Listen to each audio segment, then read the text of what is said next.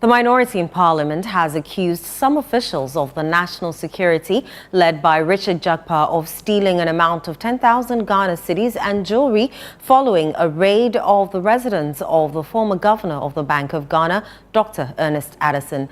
The raid, which took place on Wednesday, 19th March 2025, occurred at the Roman Ridge property of Dr. Addison in Accra.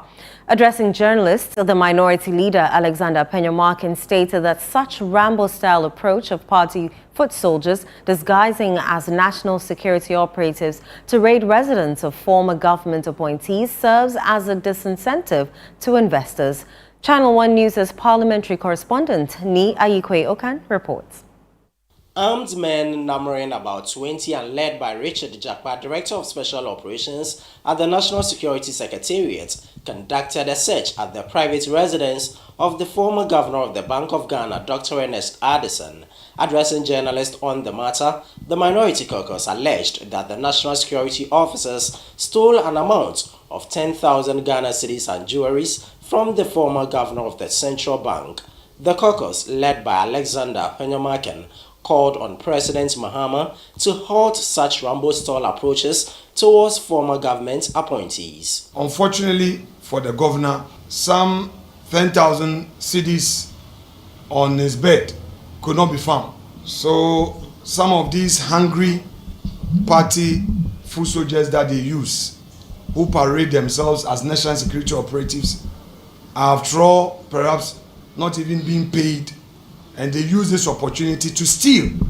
The governor's wife's earrings and necklaces were also not traced. They couldn't be found. In other words, those operatives stole these earrings and necklaces. The House continued with its debate on the 2025 budget presented by the Finance Minister, Dr. Kasia Latofosen.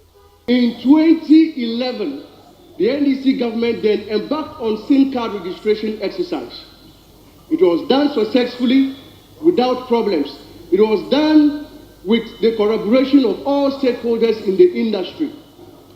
Mr. Speaker, when the NPP took over, they decided to re-register SIM cards, and I can tell you that as an industry person, we have gotten back to zero. There is nothing that has happened.